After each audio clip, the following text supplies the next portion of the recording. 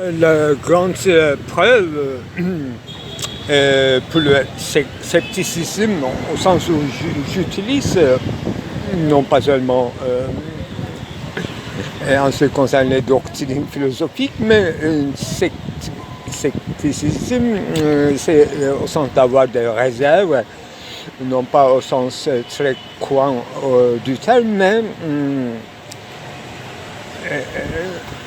non pas si radical qu'être en retrait, mais elle n'a pas du tout resté dans une oscillation sceptique, mais se découvrir en soi une certaine approche qui dit que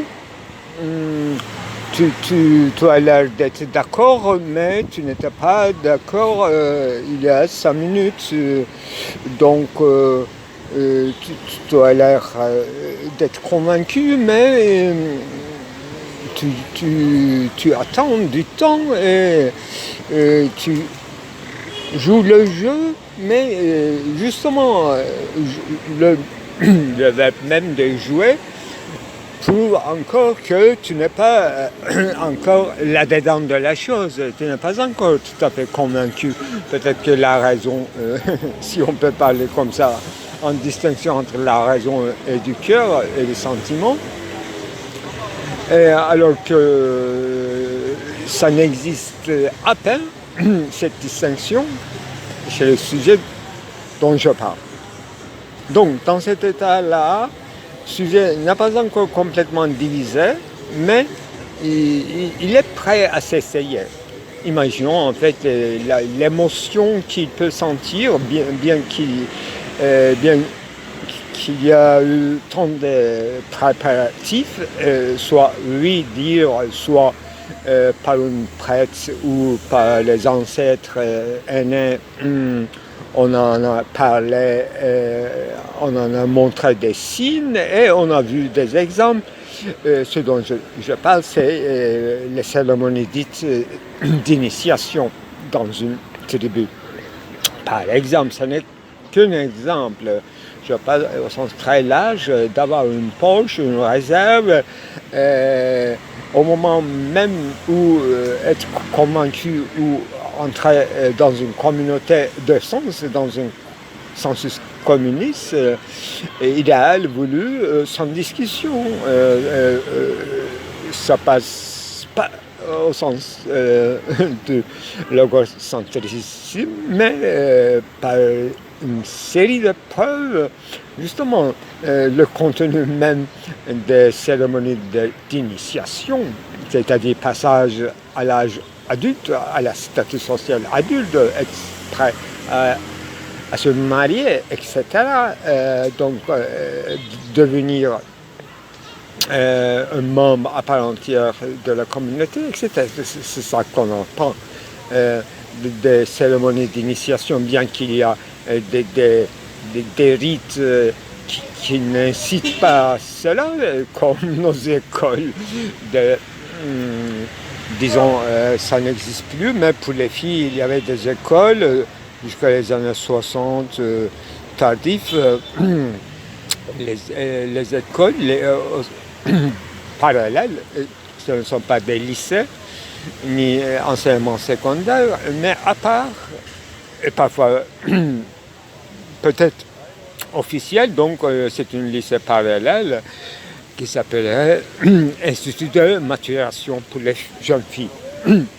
Ça existe bien sûr dans le monde occidental, en Amérique, en Angleterre, mais je n'ai pas entendu parler en France parce qu'il y a un système d'école laïque et non laïque, c'est tout. Il n'y a pas, il y a des cours pour les filles d'aristocrates, effectivement, il y a des cours privés et il y a sûrement des enseignantes, surtout françaises, qui viennent au Moyen-Orient, par exemple à Constantinople, Istanbul, pour former les jeunes garçons ou filles.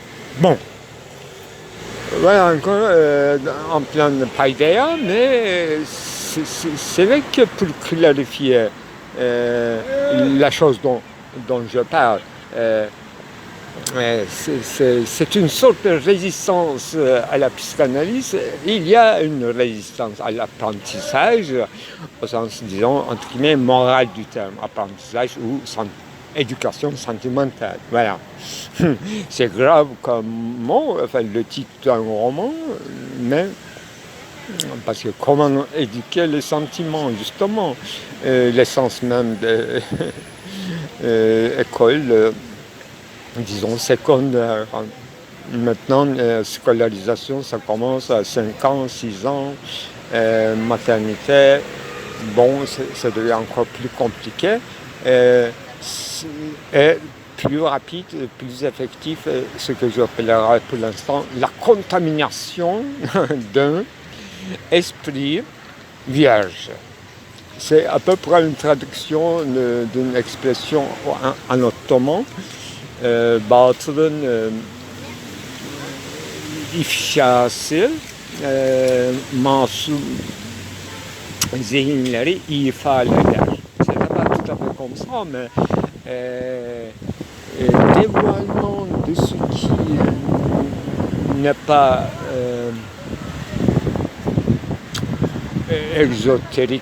exotériquement vrai, donc des choses qui sont pour les initiés au sens mental au moins du terme, donc il faut être adulte, etc. Ça, ce genre de choses, si on les dévoile surtout devant les esprits qui ne sont pas matures, pas encore matures, et que l'expression ottomane exprime ceci en disant vierge. Donc il s'agit d'une virginité, donc devant les virgines, non pas dépucelés, des puceaux. Il ne faut pas parler des choses et ne pas montrer des choses. Voilà. On utilise cette expression en ottoman, on a utilisé en ce qui concerne la venue d'un genre littéraire qui n'existait pas du tout en Orient, qu'on appelle le roman. Voilà. Le roman, c'était un genre assez vu négatif.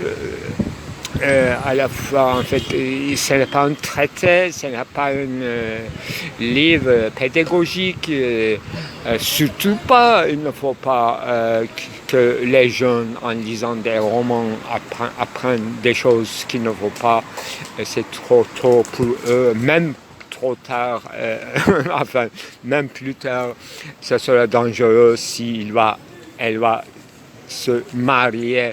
Il faut que son mari qui décide ce qu'elle va savoir et elle devrait ignorer. Voyez la stratégie énorme du roman, là où il n'y a pas de démocratie, ni une éducation, ni au sens laïque, ni au sens encadré religieuse. Je parle dans les dernières époques des Ottomans, là où on synchronise en parallèle tous les autres, disons, ethnies, les Arméniens, à travers les missionnaires américains dans tout l'est de l'Anatolie, et c'est déjà organisé par l'aide des étrangers, des Américains surtout, des missionnaires, et également, il y avait une présence missionnaire énorme des jésuites français ou levantins pour tenir des écoles, et non pas en ottoman, mais en français et en anglais, avant même la fondation, bien sûr, de la République qui, surtout après le soi-disant génocide arménien, ces écoles étaient déjà vouées à la disparition parce qu'il n'y avait plus de démographie chrétienne dans l'est du pays. il changerait rapidement soit d'identité d'un homme, soit le sol. Ils vont partir soit aux États-Unis, soit à Istanbul, à Izmir.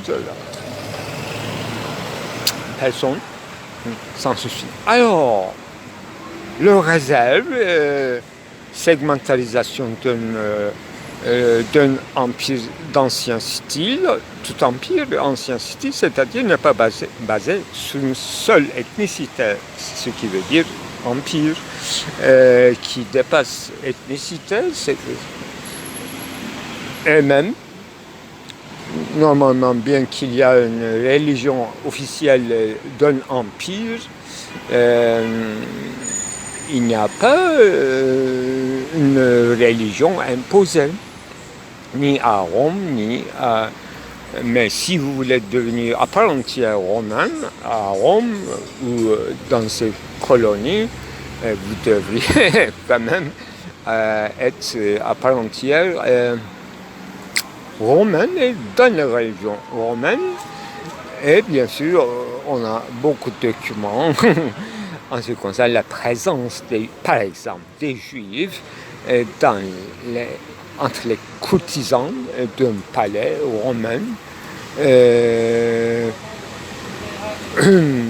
Voilà, les Ottomans, avec leur système de, disons, d'Evshirme, c'est-à-dire non pas changement forcé de la religion et de l'ethnicité, mais bien sûr, il y a un changement de religion pour entrer dans l'armée élite des Ottomans qu'on appelle Janissaries, et les jeunes garçons étaient séparés de leur famille, soit après les guerres, donc après la disparition des parents, ou la disparition à moitié, ou bien par une certaine attirance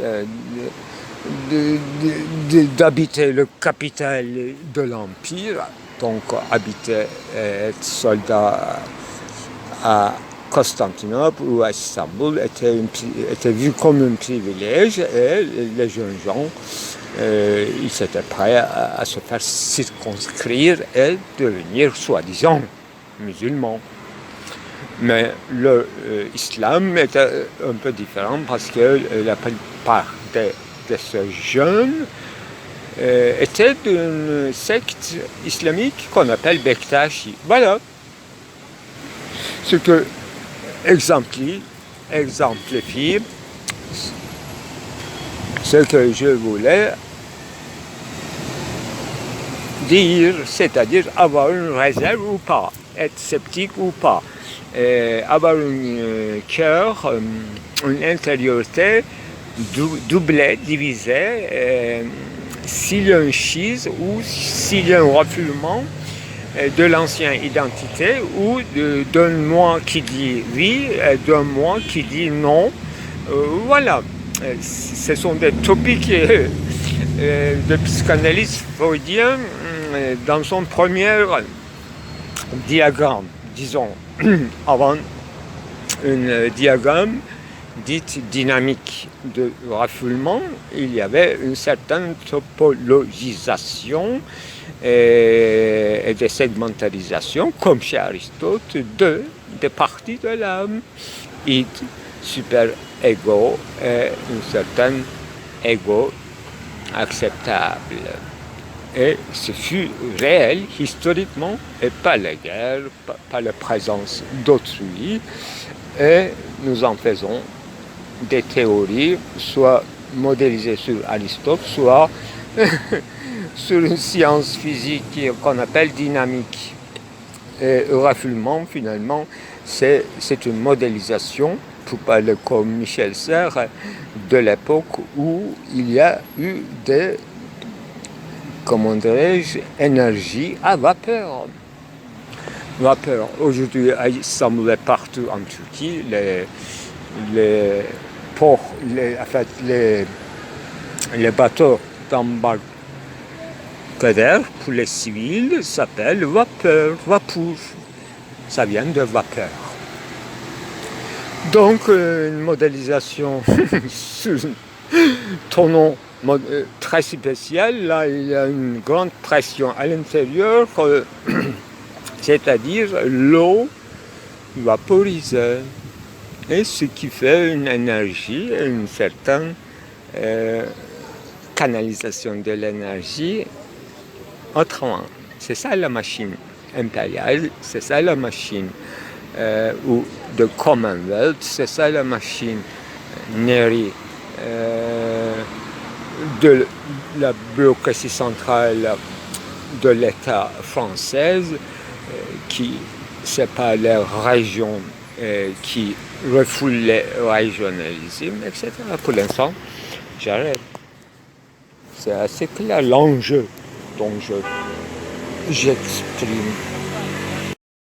Donc la question d'avoir une réserve, c'est-à-dire un certain développement d'intériorité et son histoire, bien qu'on ne peut pas faire peut-être l'histoire de l'inconscient, de ce qu'on appelle l'inconscient, parce que ça devrait être structurel et inhérente à la définition de l'homme, de ce que nous appelons l'homme, mais il faut savoir dans quel âge l'homme est né. C'est-à-dire l'homme est une invention récente, selon Foucault. Avant l'homme, il y avait des autres sujets, des substances, parfois divisées.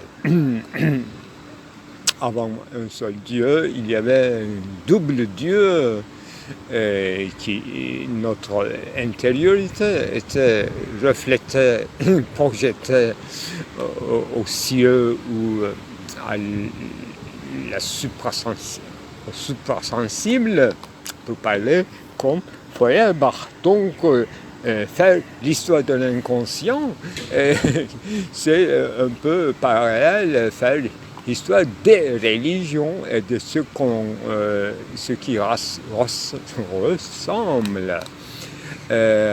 à une religion, soit d'origine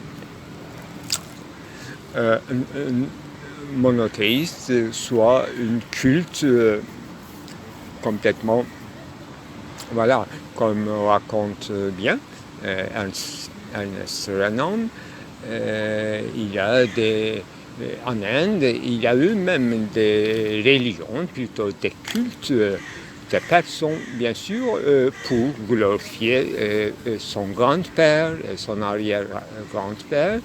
Et donc, ce sont des cultes familiales qui est un peu en parallèle, n'est-ce pas, si on parle de indo-européen ou indo-german civilisation. Chez les Romains, ça existait, une culte de la maison, Hestia, culte d'Hestia, et la déesse de foyer, Hestia. Voilà. Donc, on a plusieurs manières de s'articuler ou je dirais manipuler son propre culte. Hegel utilise régulièrement le mot culte. Et Renan dit qu'en fait, très tardivement, sûrement au XIXe siècle, dans la bourgeoisie, dans un certain groupe un peu dépravé, faussement aristocrate, etc. Dans la mondanité, il y a un mode de pratiquer des cultes toutes faites, bien sûr comme un patchwork, un bricolage des symbolismes, alors que le mot symbole était respecté par Allegri, surtout respecté par Renan, parce qu'il y aura une équivocité, une duplicité, symbole gardera un sens profond tout en étant une effigie superficielle, mais qui a des rapports encore avec le contenu humain. Il a l'air d'avoir lu Hegel et les autres Allemands, disons Schelling peut-être. Bon, et donc avoir une réserve histoire de l'inconscient, cette topographie qui s'étend en toute géopolitique et géophilosophie, pourquoi pas. Et Renan déclare que les Grecs, effectivement, avaient été une civilisation légère, pour ne pas dire frivole peut-être. Donc, c'est très juste le titre de livre à ce monsieur, Paul Veyne. Est-ce que les Grecs avaient vraiment cru à leur religion, à leur Dieu? Et jusqu'à un certain moment, les Grecs croyaient, faisaient semblant de croire parce qu'ils aimaient ce genre de culte, mais à la fin, vers la fin, il aura pu tout simplement s'amuser avec eux. Et c'est un peu le passage de la tragédie à la comédie. Il y a eu des dieux, c'est-à-dire des grands philosophes comme Pythagore, qui lui-même déjà s'est déclaré comme Dieu en Sicile, et tout le monde l'acceptait comme Dieu, pourquoi pas. Mais les Grecs, ils ont gardé quand même la civilisation ultérieure de Pythagore, toute la géométrie.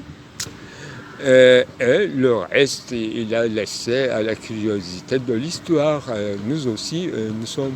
je ne sais pas si les Occidentaux sont si sérieux que ça. Oui, Renan dit qu'en fait, l'Orient n'a jamais su rire. Ça aussi, une grande thèse. Et donc, l'Occident, depuis les Grecs jusqu'à dernière Husserl, il riait peut-être. Surtout les scolastiques. Il jouait d'une duplicité. Encore Renan, très juste à mon avis, quand ils ont commencé ce genre scolastique, quand ils ont commencé tous ces moines, y compris Malebranche, à prouver l'existence de Dieu. Alors, en attendant que cette démonstration se finalise, tout le monde était en liberté de croire ou de ne pas croire. Imaginons l'état de monastère, quelle impiété. Voilà, il disait que c'est immoral, imaginons. Et même Descartes en donne un symptôme indéniable. Il dit que jusqu'à ce que je prouve une voie en certitude, une clarté, et j'achève la fondation d'une métaphysique, je suspends toute la moralité. Donc, suspension est une époque joyeuse, c'est carnaval. Voilà. Donc, toutes les démonstrations de l'existence seulement, et non pas d'un Dieu moral, était un carnaval. Carnaval pour les universités. Imaginons l'État chez les Ottomans. C'est plus tardif, bien sûr, les Ottomans. Et les Selçukides aussi avaient des maîtresses. Est-ce qu'ils s'amusent peut-être dans une duplicité? Est-ce que les génissaires, pourquoi ces petits chrétiens grecs, slaves, changeaient de religion, ils devenaient musulmans, mais à condition à condition qu'ils ne sachent rien de l'islam, dont l'écriture dont le contenu est arabe, mais ils ne parlent à peine turc par une certaine familiarité avec le pacha. Donc, quel était leur véritable lust, désir, intérêt, de quoi ils jouissaient dans l'armée, dans la caserne des Janissaries, et où à Istanbul ils se logeaient, mais à l'intérieur d'une grande caserne fermée, et à l'extérieur, chaque citoyen, soit musulman, soit chrétien, juif, ils étaient interdits de s'exercer militairement et devenir un membre de l'armée ottomane. Imaginons, tout l'habitant d'Istanbul, par décret, par loi, était interdit de l'armée. Imaginons festin encore à Istanbul. Peut-être tout le monde ou quelques-uns portaient des armes blanches, mais être membre d'armée, c'est tout à fait autre chose. Parce que les génissaires avaient le droit non écrit de s'insurger, ne serait-ce que pour leur salaire. Et à Istanbul, une troupe si forte qui marche vers le palais, Topkapi, effectivement, c'est la fête. C'est-à-dire une grande syndic, un mouvement syndical face à l'État qui devait immédiatement trouver une solution contre une troupe arabe. Voilà. Donc avoir poche, c'est avoir une bien arme blanche et une force dans la poche. La poche, effectivement, imaginons les habits de génisterie et leur épée. Voilà, je ne maîtrise pas le mot, mais je visualise toutes les armes blanches où, bien sûr, sans l'existence de poudre à feu, Istanbul, Constantinople, d'abord n'aura pas des murailles si fortes. C'est à cause de l'existence de poudre à feu que ces murailles au Moyen-Âge si fortifiées, eh bien, voilà, on fait la géophilosophie à la manière de Mille Plateau, Gilles, Félix Guattari. Quand on sort de cartésianisme de scolastique, effectivement, nous avons une forme d'argumentation et de syllogisme et de causalité pour construire des immenses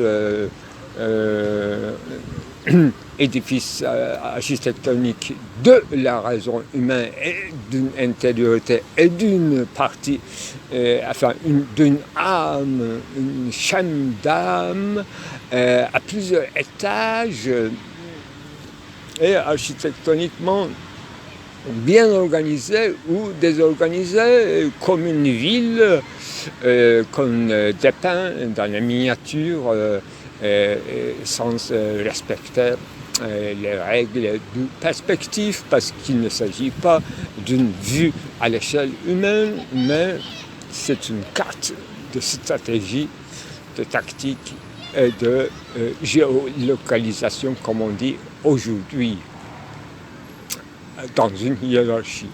Je vais arriver au bout de ce discours, bien sûr, ce qu'on appelle la génération 5 de télétechnologie, de surveillance, micro-pouvoir et la présence de la Chine et grande expérience de pandémie qui accélérait qui a accéléré, qui a non pas accéléré, mais préparé une certaine biotechno-surveillance, toutes les habitudes dans le rapport de pouvoir central et le peuple, les citoyens, sont imperceptiblement renversés.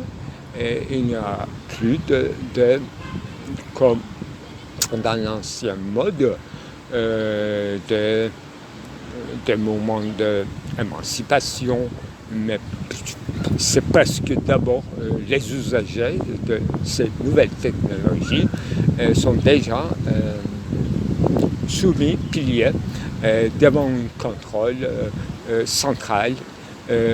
Pour l'instant, ce n'est pas encore décidé si c'est l'État, si c'est les grandes compagnies. Cette tension, nous sommes au milieu de cette tension, de cette streit entre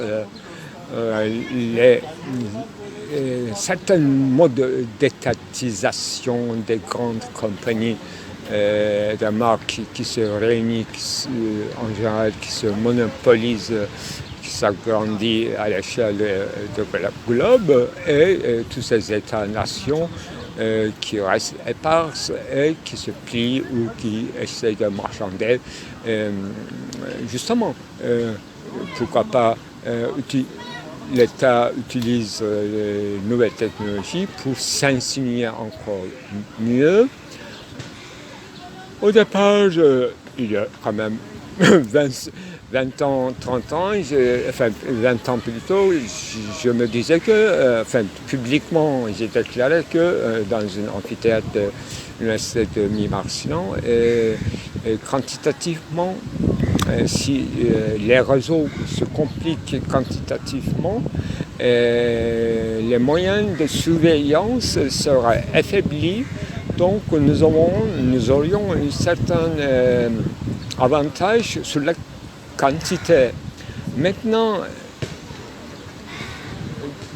au niveau de qualité, moi, je faisais mes entrées dans le réseau dans ces années-là, et donc j'ai partagé mes observations anticipatrices. Mais si je participe activement et d'une manière encore plus qualitative, donc si j'ose faire des choses comme la philosophie dans ce réseau, et d'une manière intense, c'est-à-dire en intensifiant en quantité et en me compliquant au sens de pli sur pli, au niveau de qualité, je suppose, je me projette ou j'espère devenir encore plus imperceptible et passer sous silence pour la seule raison de ne pas être captivé par aucun organe sensoriel ou par aucune patience mentale. Tout est dit.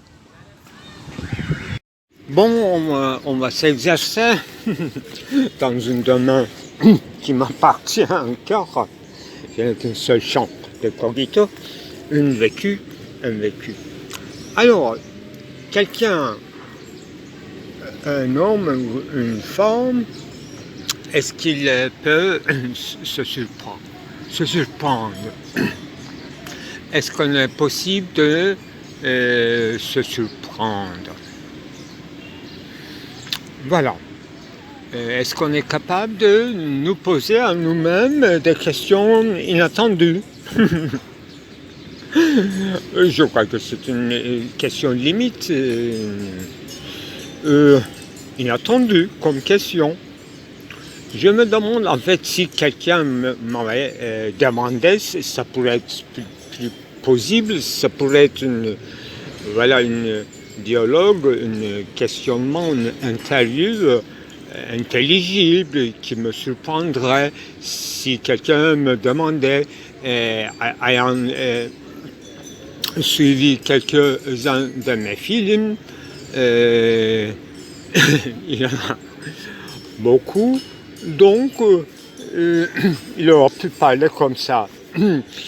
Vous expliquez, vous faites de nous dévoiler vos références soi-disant secrètes et chacun on en prend un. Et au départ c'était 2, c'est devenu 3. Si je me rappelle bien, c'était Brentano, Clément Brentano, un romantique allemand. Et un autre, elle, c'était qui? Eh bien, dernièrement, récemment, je suis tombé, un dévoilement de l'un de vos secrètes références, c'est Eboulize et El Jazeera, donc quelqu'un de 11e, 12e siècle, dans l'époque de seigneurie des Selçukides, qui a vécu dans le palais de Artuklu, donc actuellement à Mardin, et vous nous apprenez que dès le départ, vous avez ouvert un blogspot et vous avez commencé à écrire dans les années 2009. Vous avez déjà commencé par Eboulize, donc vous nous racontez des secrets des polichinelles, ou bien que vous oubliez vous-même vos références capitales, ou bien vous vous foutez de nous. En fait, réellement, on s'en fout de vos références secrètes. Nous comprenons même pas vos références explicites, même après que vous nous soyez, en fait, vous nous avez bien expliqué et en plusieurs fois de la chef en itération. Voilà une question.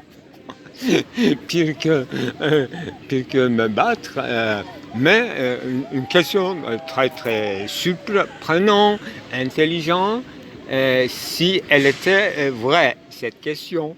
Moi, je suis obligé de me poser des questions comme ça parce que je m'étonne, oui, c'est pas une surprise, mais ça me fait un effet d'étonnement quand même chaque fois que, au cours d'un enregistrement, donc, au cours d'une réflexion, une prolifération de paroles réfléchies, si vous voulez, à un moment donné, tout à coup, je me souviens que il y avait déjà vu, c'était déjà eu lieu, mais j'avais complètement couvert ceci. C'est devenu plusieurs fois, ça peut devenir pendant mon sommeil, en marchant, tout à coup, je me souviens, quelque chose, occasion, un signe, voilà, ce qu'on appelle un accessoire de mobilité, me rend accès à un fond enfoui. Je note où ça commence à me travailler et j'essaie de vérifier tout de suite. C'est arrivé dernièrement pendant mon discours sur le livre de Ahmed Soysal qui s'appelle La logique pulsionnelle. À un moment donné, j'ai critiqué sa conception de pulsion et je disais que en fait, j'utilise très souvent dans ces derniers jours des concepts de propulsion tribe qui n'a rien à voir avec la biologie. Et dernièrement, j'ai trouvé que assez quand même assez tôt, j'avais déjà conceptualisé, donc mis en parenthèse, mis en relief ce concept, indépendamment du mot de propulsion. Et tout à coup, le nom ou la citation liée à Ömer Luch et John Berger m'est venu tout à coup à l'esprit. Je me suis souvenu que j'avais consacré un grand article en 2009 à à l'œuvre de Ömer Uluç, grand peintre turc, là, effectivement, j'avais utilisé une citation de John Berger, dont le contenu m'échappait littéralement. Dès que je suis arrivé à la maison, je trouvais un grand livre en bilingue artistique qui intitulait donc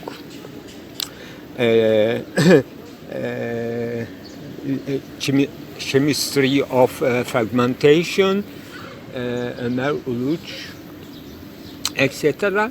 Et je cherche dans tous les notes en bas de page le nom de John Berger au moins, mais je trouvais ça dans la première page.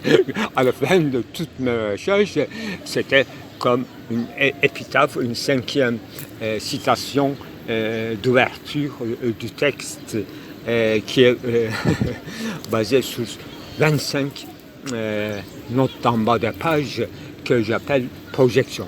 Donc le titre de l'article d'ailleurs s'appelle 25 projections sur l'œuvre de Ömer Uluç. Voilà.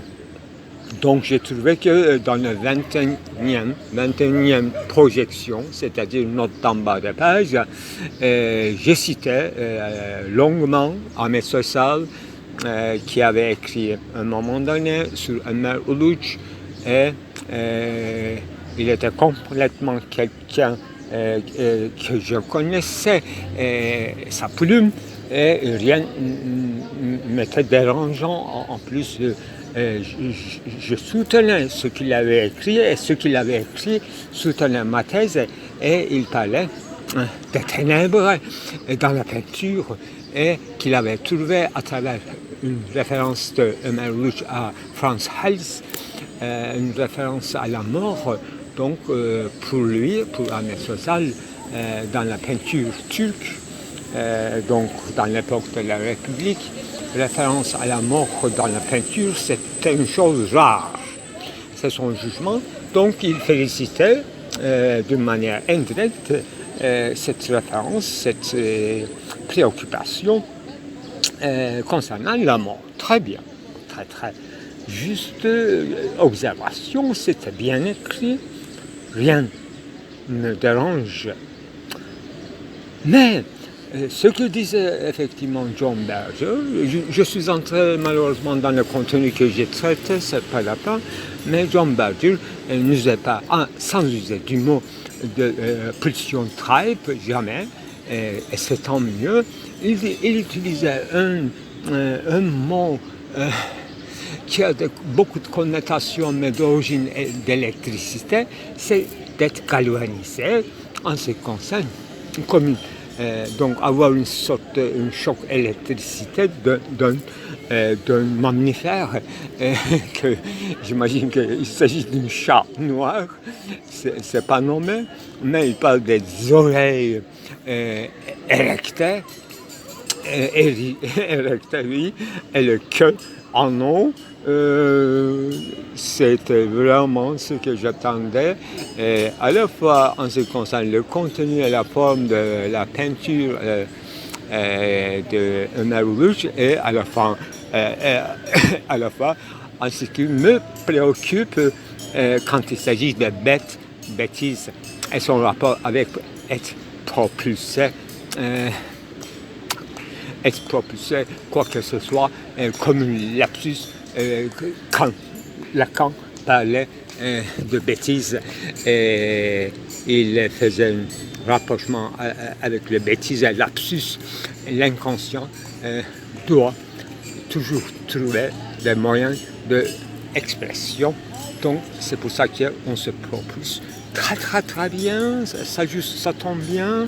Mais ce n'était jamais pensé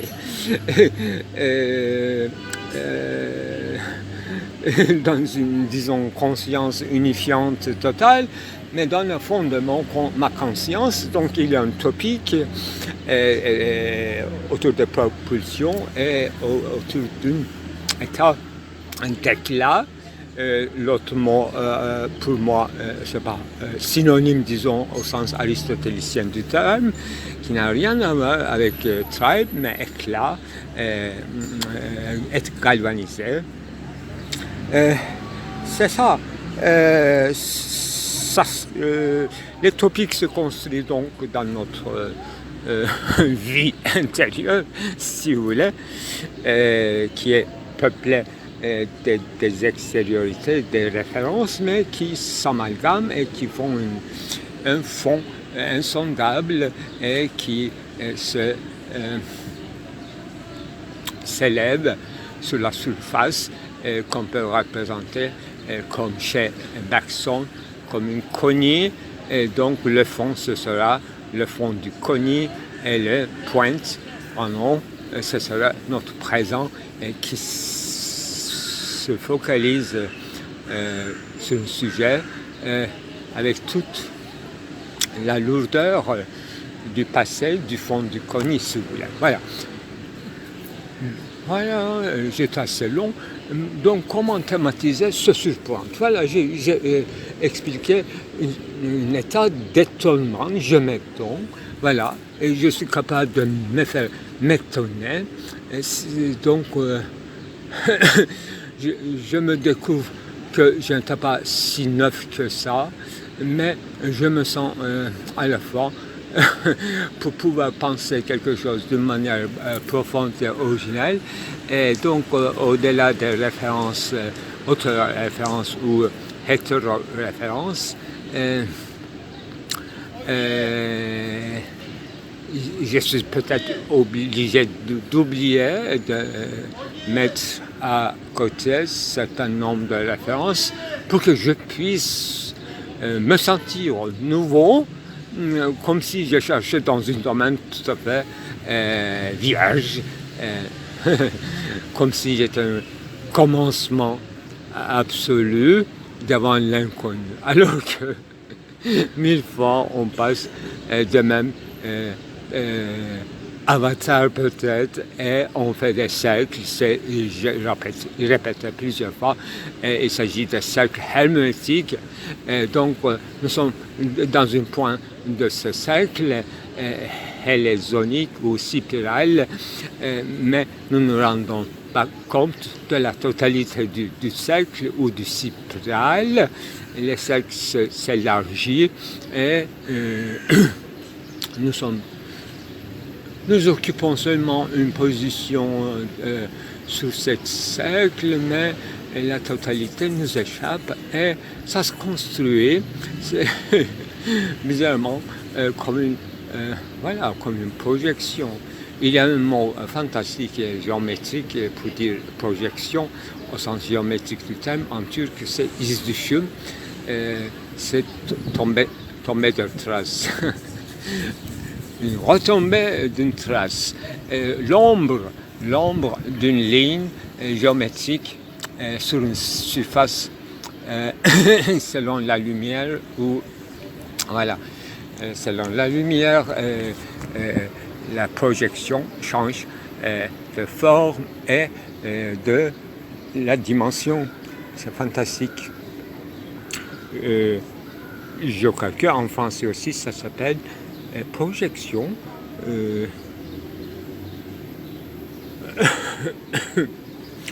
Et c'est l'essence du caméra obscura et du cinéma, bien sûr, projection, machine de projection, projecteur. Oui.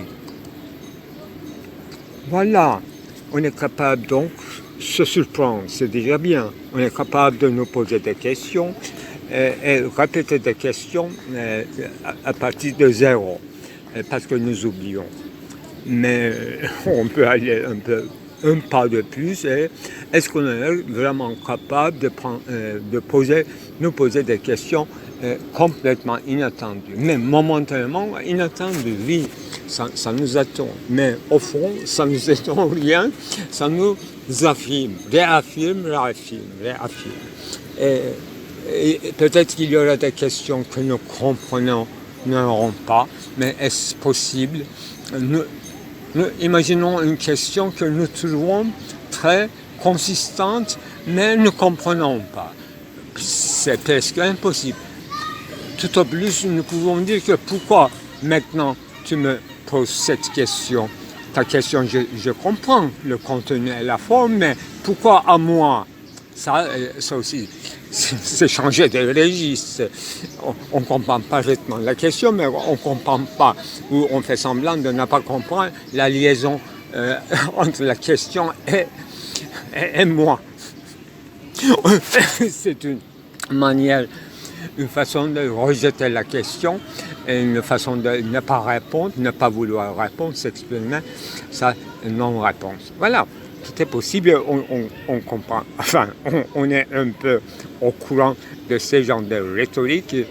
Donc, grand exemple, c'est le reportage avec Der Spiegel et Heidegger, et je n'entrerai pas au fond de la question et de la rhétorique concernant les questions très cruciales, mais on sait à peu près qu'un non-réponse, c'est encore de la réponse, une réponse qui a l'air de non-réponse, qui peut être une véritable réponse. Ça, surtout quand il s'agit de grands penseurs comme ça, mais je ne ferai pas la vérification ici. On parle pour l'instant formellement. Alors, surprise, parce que quand même, l'un de mes livres philosophiques achevés en deux langues, elle s'appelle, comme titre, depuis longtemps encore, Les surprises de la pensée. Non. C'est la deuxième fois que je fais cette faute. La chance de la pensée. La chance. C'est encore un peu autre chose, mais c'est quand même assez lié. Enfin, je parle tellement de Touquet en grec, eutouchia, dystouchia, bonne rencontre au sens de chance, mauvaise rencontre au sens de malheur. Effectivement, c'est trop travaillé. Je dois beaucoup à Lacan pour ma découverte de cette question de toucher. Et c'est Nancy qui a écrit un livre, Le toucher, et puis Derrida, mais c'est très tardif ça. Et Lacan, très tôt, nous a influencé sur ce sujet, et même Gilles Deleuze, avec sa notion de tactile, n'est-ce pas, optique, haptique disait plutôt, au lieu de dire tactile, surtout dans son œuvre sur le peintre Francis Bacon. Nous étions au courant, surtout dans le champ visuel, de cette reste où le spectre du haptique ou tactile. La peinture ou la sculpture suggère toujours un sentiment de toucher, avec son dépassement ou avec avec ses interdits, si vous voulez, avec ses frustrations. On ne touche pas. Ni la peinture, ni la sculpture, par définition. Bien sûr que on se brûle pour toucher à une sculpture, mais c'est interdit. C'est à partir de cet interdit que se constitue une œuvre d'art, etc. Ça s'appelle la théorie de l'art, ou théorie de l'esthétique, ou théorie de l'objet de l'art que j'ai bien utilisé, surtout dans mon œuvre, à l'absence à la place de, donc substituabilité, qui a un champ d'application dans l'éthique, dans toute métaphoricité, donc dans l'instance langagière, dans l'éthique et dans les arts, en général, dans tous les arts plastiques, musical, tonspiel, etc. Il faut que j'arrête là. On est allé très loin. Bon, il me semble que la pire des difficultés, c'est de vraiment commencer et s'enfreindre pour la raison pédagogique ou scolaire ou être didactique ou être scientifiquement phénoménologique, ou bien faire une tabula rasa et construire un système moré, géométrico, etc.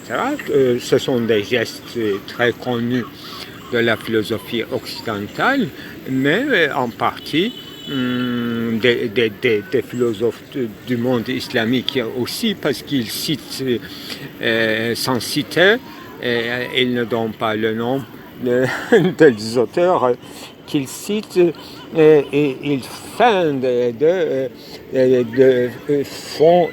fonder une ontothéologie qui est conforme avec les préceptes de déisme islamique, en tout cas, non pas seulement simplement en conformité avec la totalité du dogme et d'islam, etc. Ce sont des gestes professionnels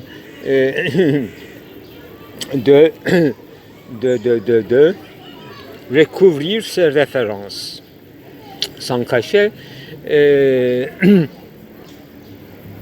délibérément, mais il y a des écoles, coutumes, des procédés, des tendances ou des institutions d'écrire, publier et faire une œuvre et donner un titre, par exemple comme le mien, un peu bâtard comme titre, c'était quoi? Réfutationem et disputionem ad hominem.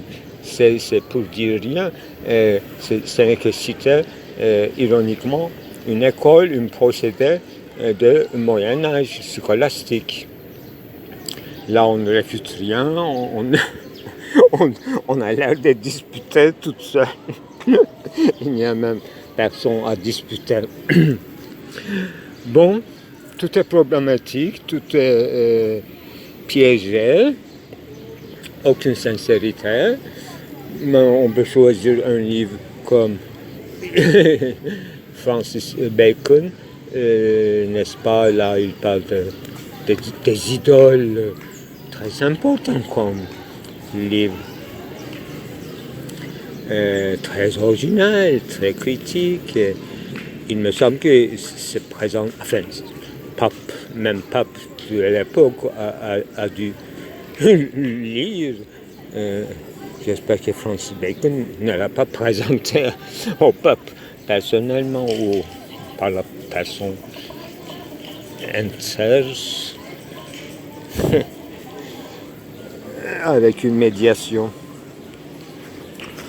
Bon, la question plus cruciale, c'est de commencer de zéro et se faire comprendre.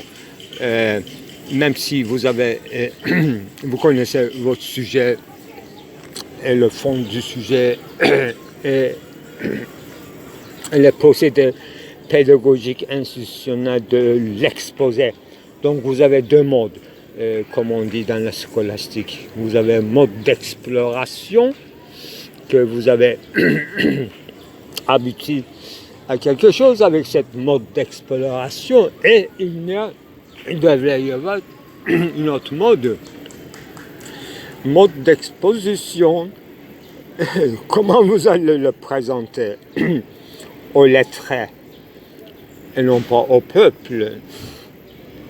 Mais dans le peuple aussi, ils peuvent vous demander ce que vous faites en fait, au fond, quel est le contenu, les résultats que vous avez obtenus, en dehors de toutes vos complications de mode d'exploration, avec tant de livres et bibliothèques, et vous dépensez tout votre argent pour ces papiers, pour ces tas de papiers. Voilà. Donc,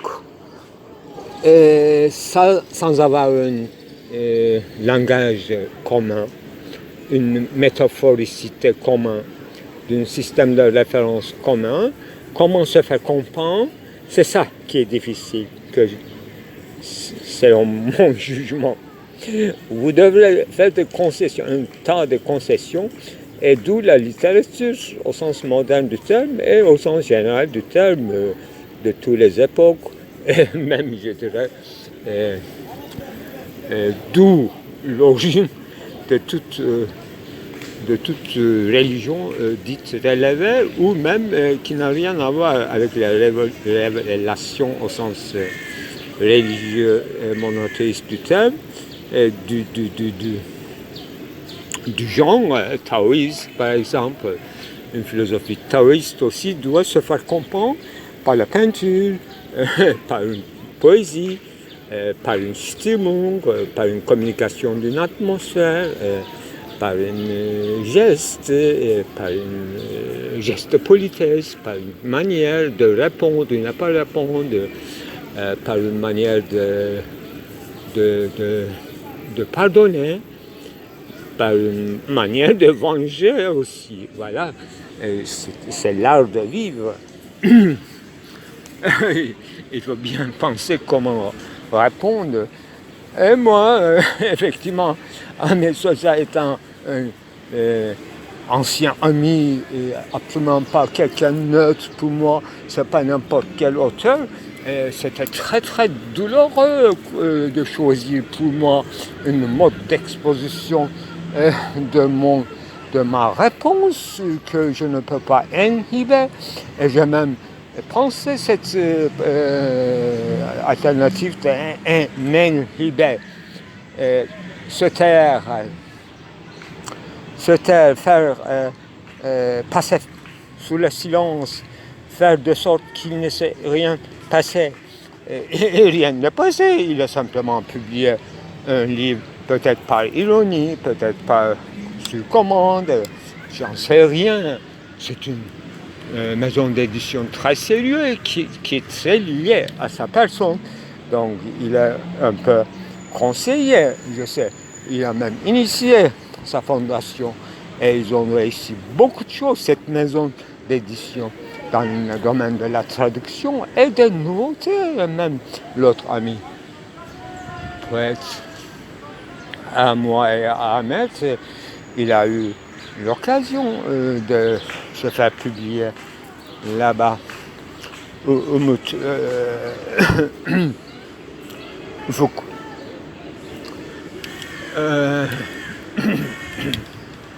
justement. Bon, moi j'ai senti cette douleur et d'une manière éthique, d'une manière de projection de futur, et il n'a pas beaucoup de futur pour nous, pour notre âge, donc un compte rendu public est nécessaire.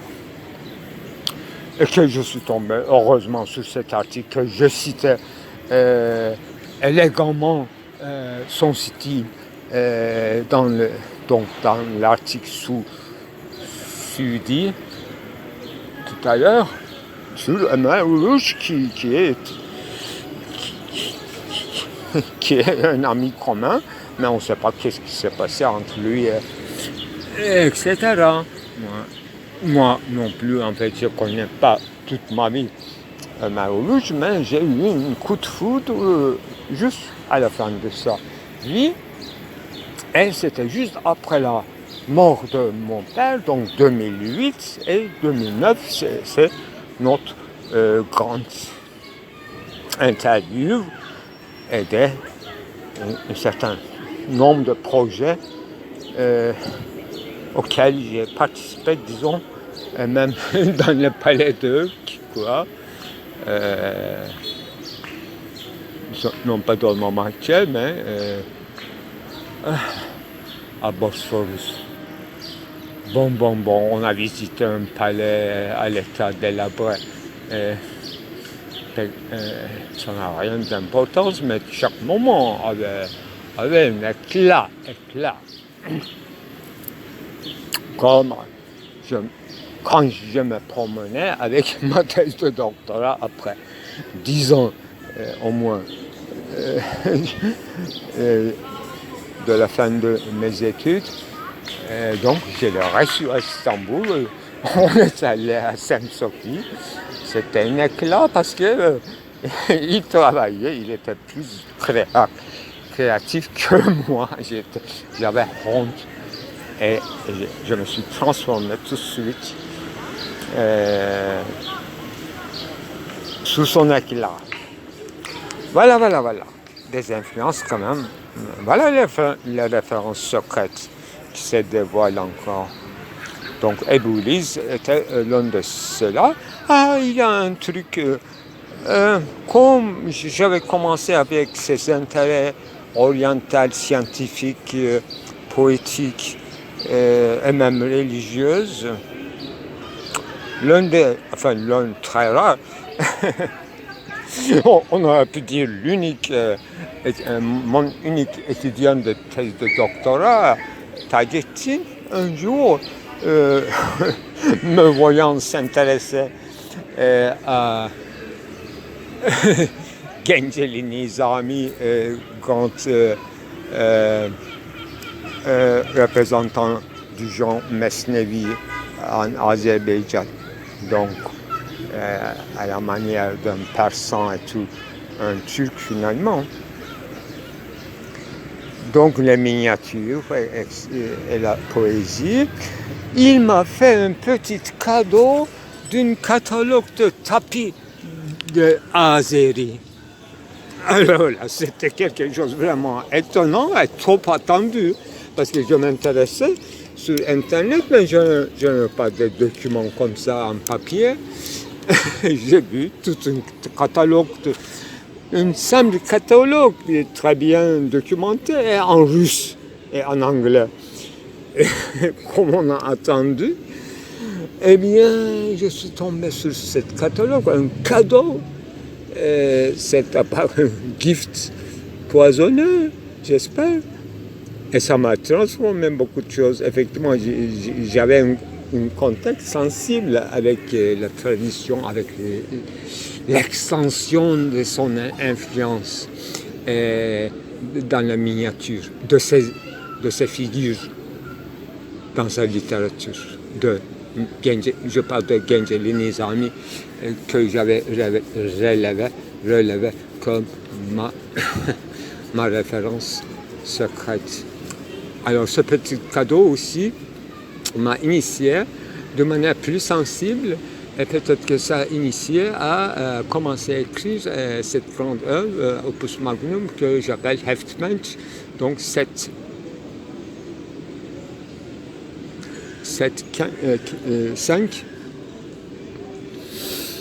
même y compris Tajettin m'a demandé la signification du titre.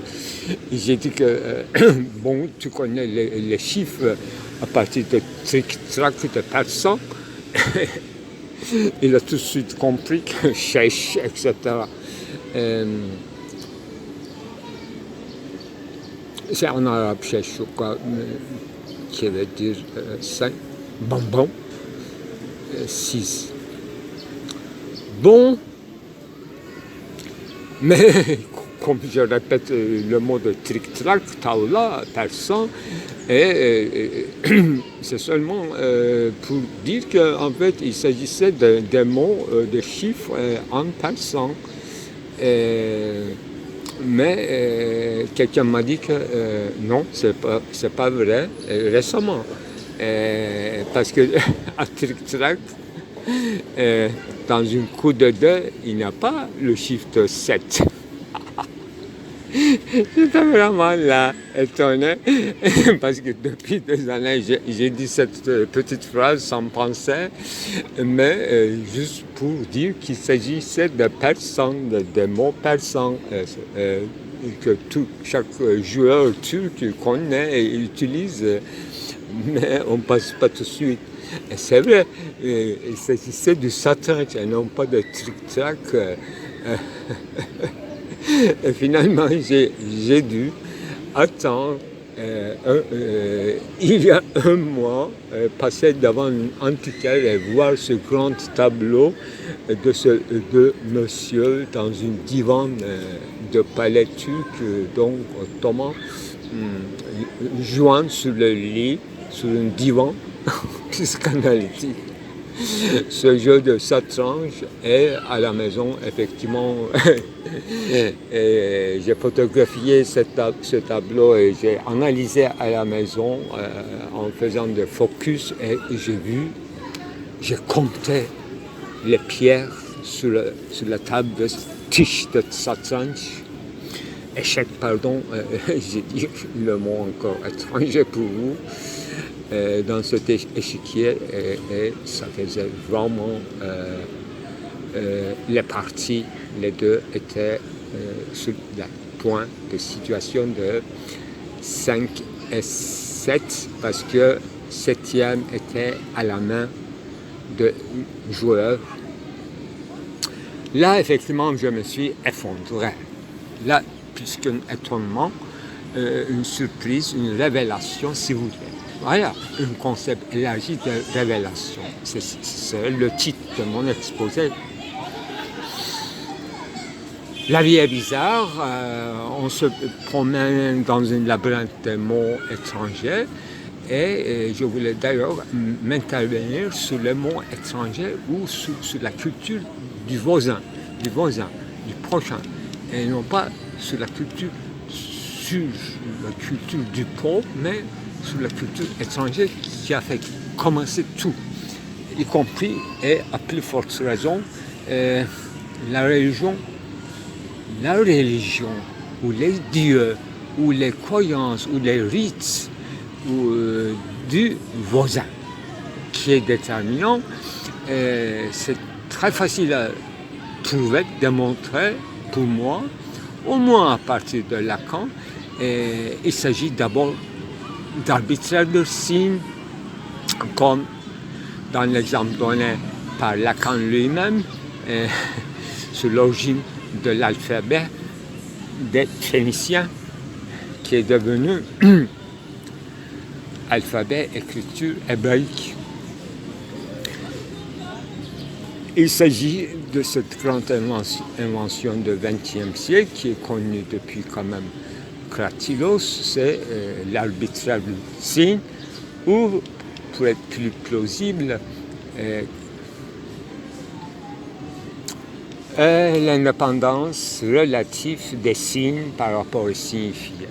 Cette indépendance non pas complètement arbitraire, parce qu'il s'agit du voisin, du prochain, de la proximité et de ce qui a un contact sans comprendre, et en déliant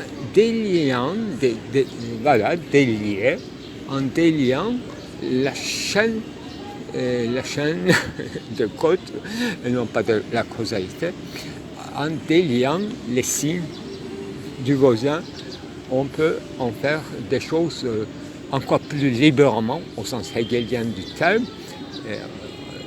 qui passe dans l'encyclopédie quand il parlait de passages de écriture picturale ou de hiéroglyphes à l'écriture alphabétique, soi-disant phonétique. Là, il y aura un retour à l'intériorité des voix et indépendant des signes trop sensibles, trop picturales, des signes, des signifiants. Tout est dit, tout a démontré pour ceux qui ont déjà une connaissance de ces textes et de ces théories.